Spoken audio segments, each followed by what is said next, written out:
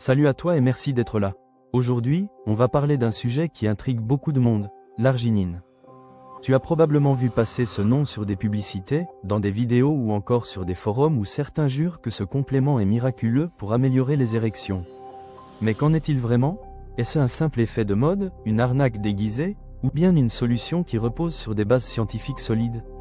Reste bien jusqu'à la fin car c'est là que je vais te donner les conseils pratiques les plus importants, ceux qui t'éviteront des erreurs et te permettront de savoir clairement dans quelle situation l'arginine peut être utile et dans quelles autres elle ne sert pas à grand chose. L'arginine, qu'on appelle aussi L-arginine, est avant tout un acide aminé, c'est-à-dire l'un des petits éléments qui composent les protéines de ton corps. Cet acide aminé a plusieurs rôles essentiels, et parmi eux, certains intéressent directement la fonction sexuelle. Tu dois savoir qu'il est produit en partie naturellement par ton organisme, mais qu'il peut aussi provenir de ton alimentation. On en trouve dans beaucoup d'aliments du quotidien comme les haricots, les lentilles, les viandes, les noix, les amandes, les noisettes, les produits laitiers, les œufs, le poisson ou encore les fruits de mer comme les crevettes. Autrement dit, si tu manges varié, tu en consommes déjà sans forcément t'en rendre compte. Mais parfois, ton organisme a besoin d'un apport plus important que ce que la simple alimentation peut fournir, et c'est là que certains se tournent vers les compléments alimentaires. Alors, pourquoi s'y intéresser dans le cadre de la sexualité et notamment des troubles de l'érection? L'explication est assez simple mais passionnante. L'arginine est un précurseur d'une molécule qu'on appelle le monoxyde d'azote, aussi connu sous le nom d'oxyde nitrique. Cet élément joue un rôle fondamental dans la vasodilatation, c'est-à-dire la capacité des vaisseaux sanguins à se relâcher et à laisser passer davantage de sang. Tu le devines, c'est précisément ce mécanisme qui est au cœur de l'érection. Quand les artères du pénis se dilatent, le sang s'y engouffre, provoquant la rigidité. C'est tellement important que la découverte de ce processus a valu un prix Nobel de médecine à son découvreur. Donc, oui, sur le plan théorique, l'arginine a bien une base scientifique sérieuse pour soutenir son rôle dans l'érection. Mais la théorie ne suffit pas, ce qui compte ce sont les résultats concrets observés chez les personnes qui en prennent. Si on se penche sur les études, on remarque que l'arginine n'est pas un sujet nouveau. Il y a 30 ou 40 ans, elle a été largement étudiée, mais son intérêt a été mis de côté quand sont apparus des médicaments puissants comme le sildenafil ou le tadalafil, que tu connais sûrement sous les noms commerciaux Viagra ou Cialis. Ces molécules ont eu un tel succès qu'elles ont éclipsé les approches plus douces comme l'arginine.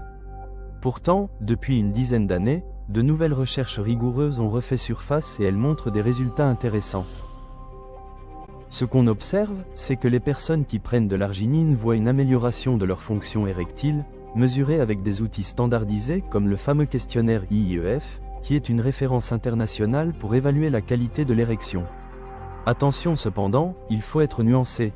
Dans la majorité des cas, l'arginine améliore la situation mais ne la normalise pas complètement. En clair, quelqu'un qui a une dysfonction érectile sévère peut passer à un niveau modéré, quelqu'un qui est modéré peut passer à léger, et quelqu'un qui est léger peut parfois retrouver une fonction quasi normale. On est donc dans une logique d'amélioration graduelle, pas de miracle absolu. Cette nuance est confirmée par les examens médicaux comme l'échographie Doppler du pénis, qui mesure le flux sanguin avant et après traitement. Environ 70% des hommes qui prennent de l'arginine constatent une augmentation significative du flux sanguin. Mais seuls 20% atteignent une normalisation complète. Cela veut dire qu'il ne faut pas attendre de ce complément un effet équivalent à celui d'un médicament prescrit, mais plutôt un coup de pouce appréciable, surtout dans certaines situations précises que je vais détailler un peu plus loin. Un autre point intéressant des recherches concerne l'association de l'arginine avec d'autres traitements. Lorsqu'on combine l'arginine avec des médicaments de l'érection comme le Viagra ou le Cialis, les résultats sont meilleurs que lorsque le médicament est utilisé seul. On observe une synergie qui permet d'obtenir une érection de meilleure qualité et plus stable. De la même manière, certaines études montrent que l'arginine est encore plus efficace quand elle est associée à d'autres compléments comme le Tribulus terrestris, le fenugrec, l'ashwagandha, ou encore à des oligoéléments comme le zinc et le sélénium.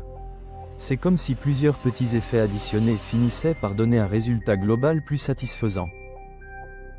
Alors, dans quelle situation l'arginine est-elle réellement utile ? Tout d'abord, si tu présentes des troubles de l'érection très légers, débutants, l'arginine peut être un premier choix intéressant. Cela permet d'agir en douceur sans passer directement aux médicaments. Ensuite, elle peut être utilisée si les médicaments de l'érection te sont contre-indiqués ou que tu préfères les éviter pour le moment. Elle a aussi un intérêt quand tu prends déjà ces médicaments mais que l'effet reste incomplet, car l'arginine peut renforcer le résultat. Enfin, elle est pertinente en phase de transition, par exemple si tu commences à moins dépendre des médicaments et que tu veux maintenir une stabilité avec un complément plus doux. Bien sûr, comme tout produit actif, il y a des règles à respecter. D'abord, choisis toujours des compléments issus de laboratoires fiables, reconnus, avec des contrôles de qualité stricts. Ensuite, la dose joue un rôle crucial. La plupart des études sérieuses montrent que la dose efficace se situe entre 2 et 3 grammes par jour, parfois jusqu'à 6 grammes dans certains protocoles. Au-delà, tu risques des effets indésirables, notamment digestifs, et des perturbations cardiovasculaires comme une baisse de tension excessive. C'est pour cette raison qu'il faut éviter l'automédication hasardeuse et se fier aux recommandations d'un professionnel de santé. Il faut aussi garder en tête que même si l'arginine est un produit naturel, elle n'est pas dénuée de contre-indications. Si tu prends déjà des médicaments à base de dérivés nitrés, utilisés par exemple pour traiter certaines maladies cardiaques, l'association peut être dangereuse. De même, certaines pathologies où la microcirculation est altérée nécessitent de l'éviter.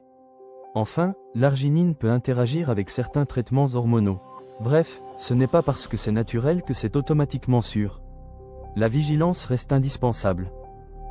Ce qu'il faut retenir, c'est que l'arginine peut être une aide précieuse dans la prise en charge des troubles de l'érection, mais elle n'est ni un remède miracle ni un substitut universel aux médicaments.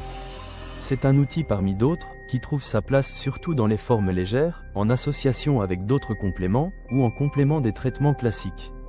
Utilisée avec discernement, elle peut réellement améliorer ta qualité de vie sexuelle. Mais utilisée de façon anarchique, sans suivi médical, elle peut t'exposer à des effets indésirables ou simplement ne servir à rien. Voilà, tu as maintenant une vision claire et précise de ce que l'arginine peut apporter. J'espère que tu resteras attentif aux conseils donnés et que tu sauras les appliquer de manière adaptée à ta situation. Merci d'être resté jusqu'au bout, j'espère que tu as appris des choses utiles pour toi. N'hésite pas à partager ton avis, ton expérience ou tes questions dans les commentaires. Pense aussi à t'abonner et à partager cette vidéo pour qu'elle profite à d'autres personnes qui pourraient en avoir besoin.